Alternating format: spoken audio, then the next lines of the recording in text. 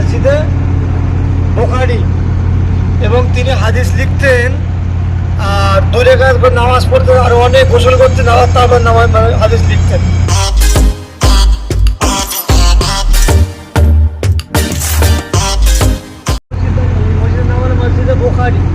মসজিদে বুখারী, এবং তিনি হাদিস লিখতেন আর দুই রাকাত করে নামাজ পড়তেন, আর অনেক গোসল করতেন, আবার তারপর হাদিস লিখতেন। এবং তিনার হাদিসটা বিশ্বনবী সাল্লাল্লাহু আলাইহি ওয়াসাল্লাম হাদিসটা নিয়ে নিজে দেখে আবার ঠিক ভুলগুলো ঠিক করে দেন। বলুন সুবহানাল্লাহ। সেই বুখারী রাহমাতুল্লাহ, যেনাকে এলাকার মানুষ আলেম ওলামারা কাফের বলে ফতোয়া দিয়েছিল, শোনেননি? কাফের বলে ফতোয়া দিয়েছিল কেন? যে নবী প্রাথমিক হালাতে হাদিস লিখতে নিষেধ করেছিল। আর আলেম ওলামারা বলছে যে যেহেতু হাদিস লিখতে নিষেধ করেছিল, পরবর্তীকালে হাদিস লিখেছে, নবীর কথাকে অমান্য করেছেন, সেই জন্য তিনি কাফের হয়ে গেছে। আপনাদের মতামত কি? লিখে ভুল করেছেন, ঠিক করেছেন? কারণ নবীর প্রাথমিক হালাতে যখন কোরআন নাজিল হতো, হাদিস বলতেন, কোরআনের হাদিসটা মিশে যাওয়ার জন্য নবী বললে হাদিসটা মানে লিখতে হবে না। শেষের দিকে যখন হাদিসটা বিলুপ্ত হয়ে যাচ্ছে, ওই সময় তিনি চিন্তা করে তিনি হাদিসটা লিখতে লাগলেন।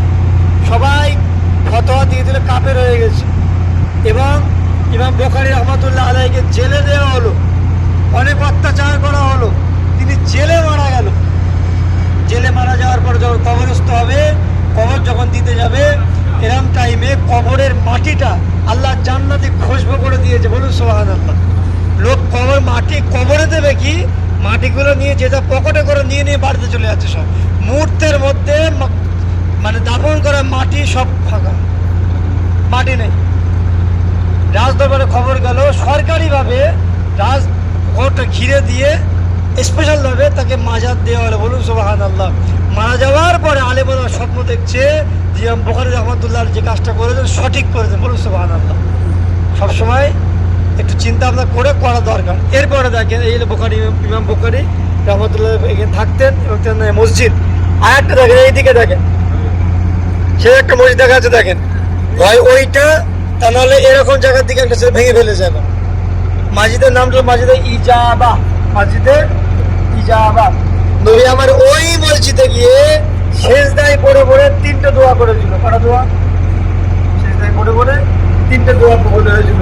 2টো দোয়া কবুল হয়েছে, একটা দোয়া কবুল হয়নি। নবীর দোয়া একটা দোয়া, আল্লাহ আমার গুনাহগার উম্মাত দিগকে আল্লাহ আপনি বিনা কারণে এদিক ওদিক করে আপনি ধ্বংস করে দেবেন।